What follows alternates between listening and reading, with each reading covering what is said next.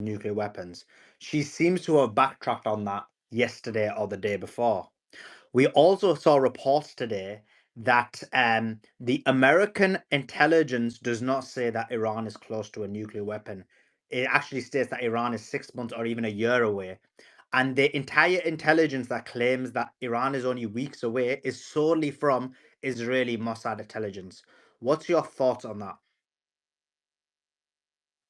Yes, this is all fabricated intelligence. Iran is not even moving towards a nuclear weapon. Iran's nuclear program is under the supervision of the International Atomic Energy Agency, like all other countries that are member states of the IAEA and signatories for the NPT. Uh, we have on average more, we've had on average far more uh, experts from this organization visiting Iran and uh, looking at and analyzing the program than any other country. And in fact, the buildings uh, that the Israeli regime is trying to that it has been bombing, these are all buildings that have been regularly visited by the IAEA inspectors. They regularly visit these buildings. So there's nothing in them that is suspicious. Otherwise, it would be in the report. The issue is that the nuclear program is being used as an excuse to attack Iran. And the United States, by insisting that Iran give up its nuclear program or its right to enrichment, is basically insisting that Iran give up its sovereignty. And that is not something that Iran will do. So, under no circumstances will Iran accept that. Again, this goes back to the genocide in Gaza and the fact that the United States and its allies are supporting the ongoing Holocaust. And the Iranians are really the force behind the resistance that is trying to defend the Palestinian people. And the Israeli regime, Netanyahu, Zionists, the neocons want to bring an end to that. Otherwise, we almost had a deal over the nuclear program 3 years ago. And we could easily have a deal now. But that's not what the United States wants. That's not what the Israeli regime wants. However, I do not think that the Americans are going to come out of this with any success. I think that Iran will strike back very hard, and that this is going to create a global energy crisis that is far worse than the global energy crisis that we have read about in the 1970s. It will bring about a global economic depression, in my opinion. And I'm very confident that that's going to happen. And this will be on Trump, Netanyahu, the neocons, and of course the Zionists. I agree. And one other question, and then I'm going to let some other panelists jump in with questions because they've been working hard. Like the entire panel has been here for 9 days straight, 24 hours a day. I think we've had like 5, 6, 7 million views on these spaces. We've had billions of views, so we're changing and impacting the zeitgeist considerably. So I want to give everybody on the panel a chance. But in terms of a question to you, Dr. Marandi, you mentioned about the fact that Israel is struggling. This is something that we've relayed on this space. But Douglas Murray said yes a day ago or 2 days ago that a third of Tel Aviv has been hit. You're seeing the significant damage within Tel Aviv, and you're seeing a lot of superficial damage within Iran. What's your thoughts on that? Because that's our perspective, but I would love to hear your perspective. Yes, that's absolutely correct. The warheads that the Israeli regime has been using are much smaller because they are carried by jets and they're fired by F 35s or F 16s. And their impact is therefore much less significant. The warheads that the Iranians are using with their missiles are far larger. And the Israeli and many of the Israeli missiles have been brought down or they haven't hit their targets. So, for example, in near where I live, the day before yesterday, they fired a number of missiles and drones, which none of them hit their target. But we also have drones, and there are two types of drones. One are the drones that the Israelis are firing from outside of Iran, and some of them actually come from Iraq and Syria, and it is said that some come from the Republic of Azerbaijan, which I don't know. But there are also drones that come from inside Iran. The Israelis have hired people over the years, often very poor, but often people who have backgrounds in ISIS and Al Qaeda, which have traditionally been working with the West. Of course, ISIS and Al Qaeda is now they're very fragmented, but these people do exist, and so they've been involved in these sort of operations. But the number of drone attacks, first of all, they've been decreased very rapidly over the past few days, and also their payload is very small in general. So the Iranian strikes are obviously are very hard hitting, and you have to keep in mind that the regime is small. It's not a huge country. Iran is very huge. Sometimes here in Tehran, I live in the west of Tehran. I live in the east of Tehran, sorry. And people in the west of Tehran hear things that I don't hear, whether it's anti-aircraft fire or surface-to-air missiles, or if it's an explosion, I don't hear it often. And the same is true when there's a strike on this side of the city. People on the western part of Tehran don't hear. So that's the difference. And this is just Tehran. So and that is why the Americans are getting involved, because their active aggression has failed and they miscalculated.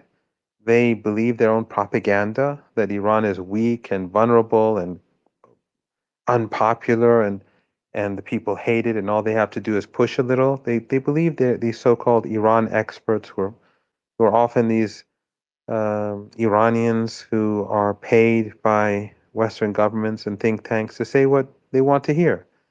And then they're well funded, and then they invite senators and MPs or congressmen and women in the United States and give them huge honorariums to speak at their conferences. And this circle of wealth creates alongside with it a narrative which they believe, and they carry out aggression expecting to get the results that they were predicting. And as usual, they miscalculate. We saw the same thing in Russia. They said Russia will collapse, uh, and they're losing the war. But after well over 3 years, it's clear that the West is losing. And in this case, the Israeli regime has been losing. And in fact, the fact that they carried out this act of aggression, even though it was a surprise, and they did some damage on the first day. I mean, the first day was the most damaging of all.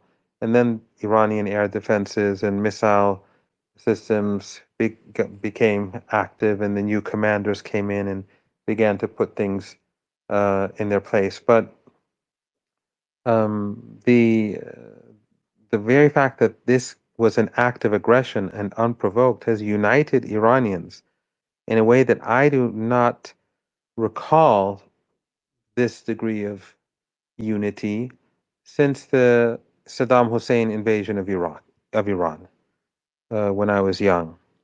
So this is a miscalculation.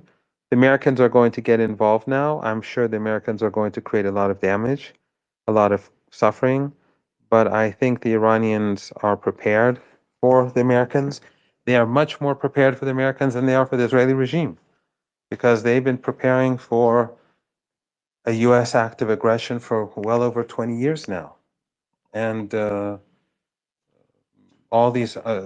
they have God knows how many missiles and drones near the Persian Gulf region which are mid-range and short-range and much more accurate than these long-range missiles, much easier to move around, and they will strike much more quickly.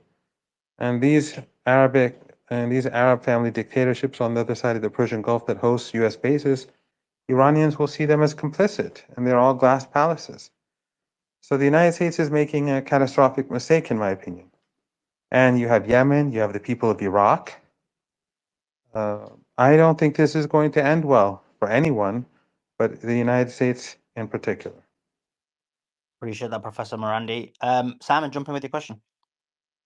Dr. Marandi, you had to do a lot of work on busting much of the propaganda on like Piers Morgan's show, and about a year and a half ago, he'd be framing this as Israel defending itself from an unjustified attack.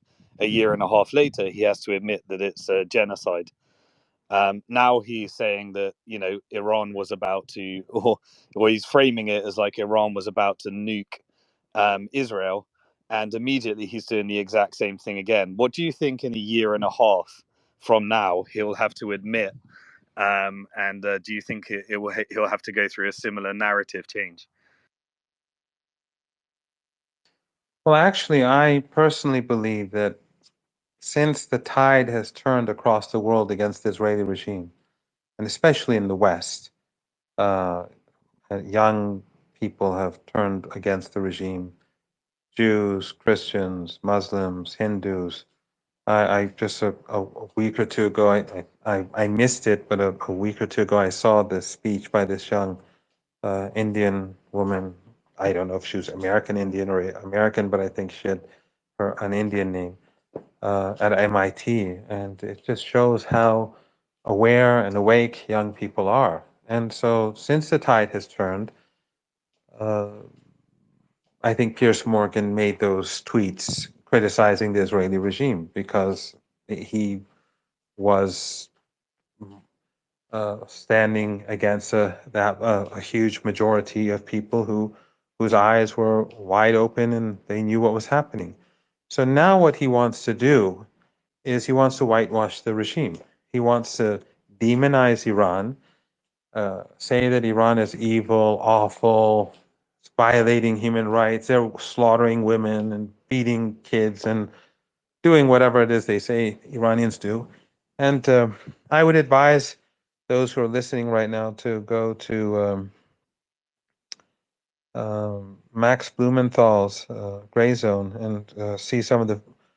He's been to Iran recently and see some of the videos that he has put out of his trip to Iran to see how normal it is, how wonderful the country is, how friendly the people are, how open it is.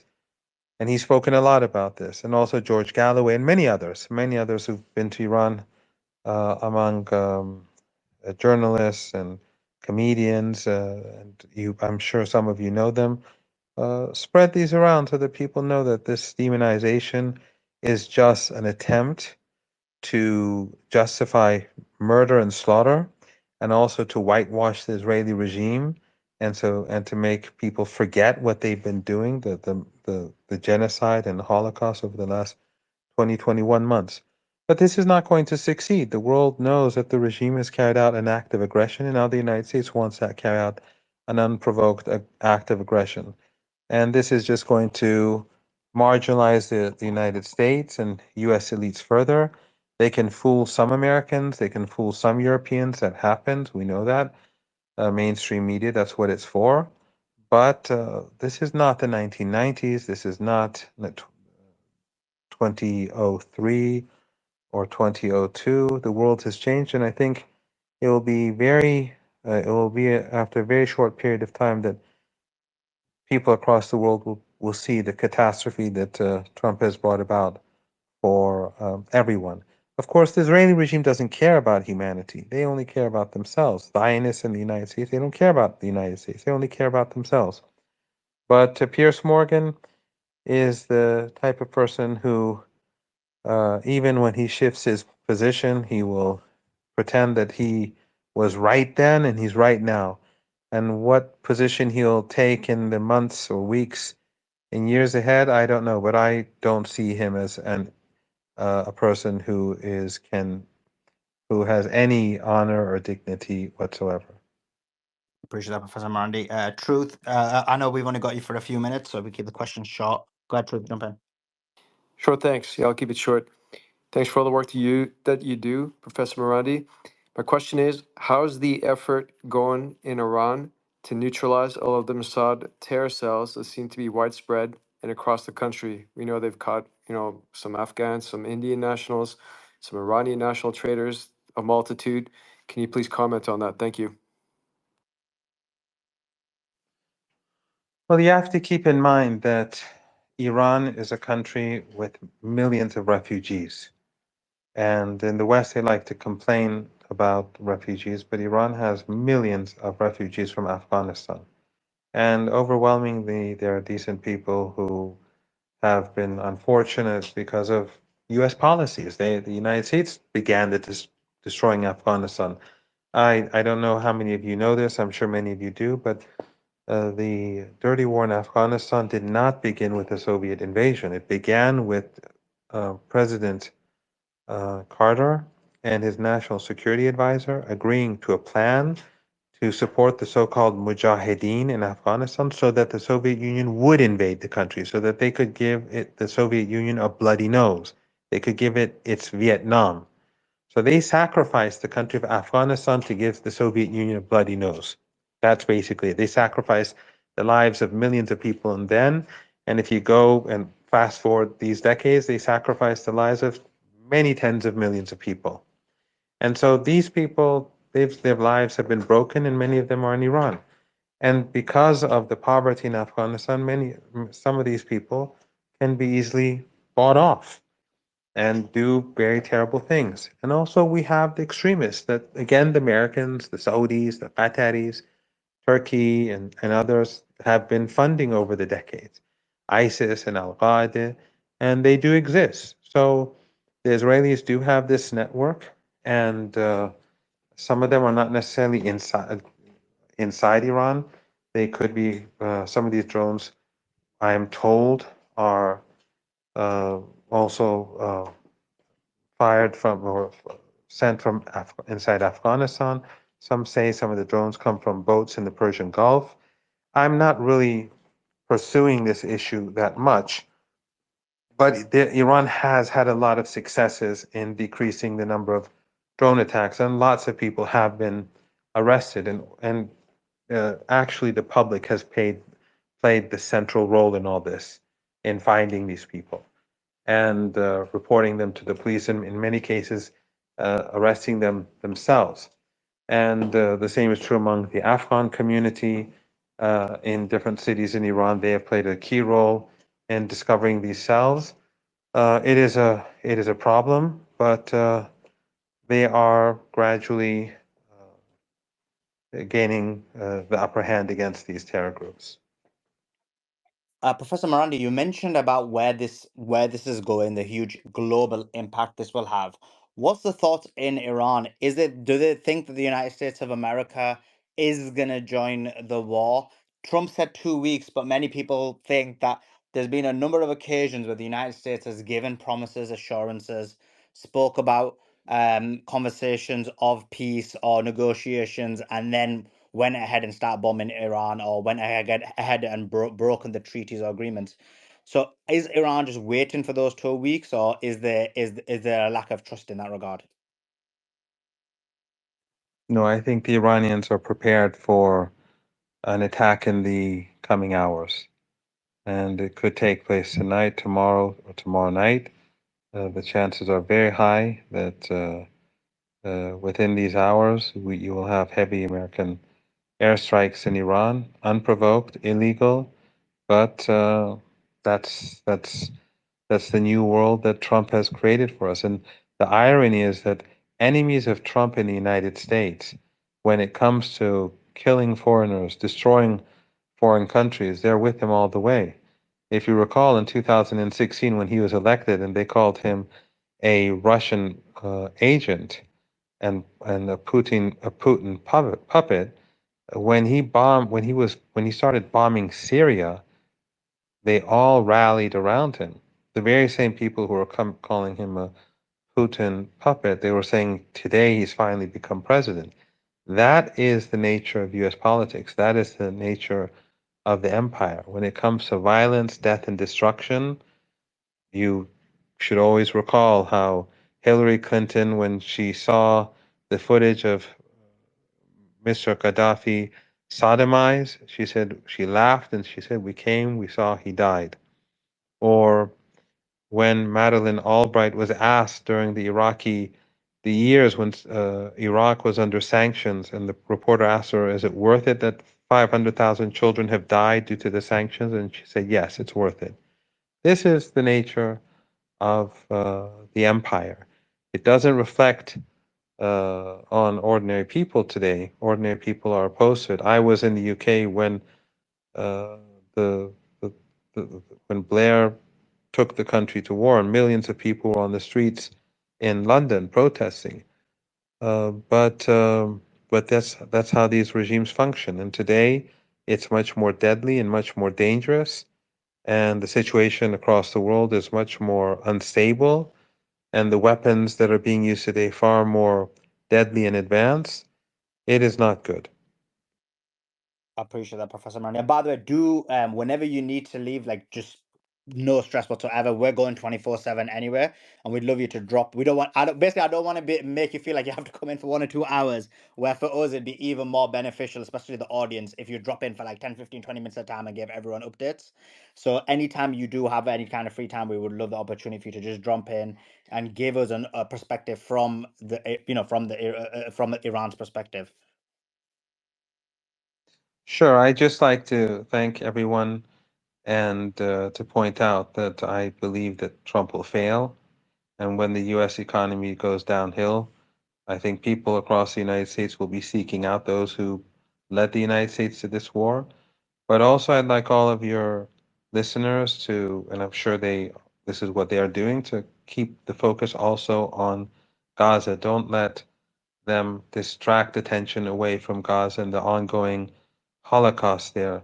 We can focus on multiple issues at the same time, but let's not forget Gaza because the people there are suffering as we speak from starvation and from constant airstrikes, drone strikes, and artillery. Thank you very much, and I wish all of you well and pray for the Iranian people. Thank you. Appreciate that, Professor Marandi. Appreciate you giving us the time, and I'll message you. Hopefully, you can pop in again in the next day or two just to give us updates, just for like 10, 15 minutes. There's a huge number of listeners, a largely American audience, and I think it's important for them to see things from the Iran's perspective, and we can do everything in our power to ensure that war doesn't occur. Inshallah. Thank you.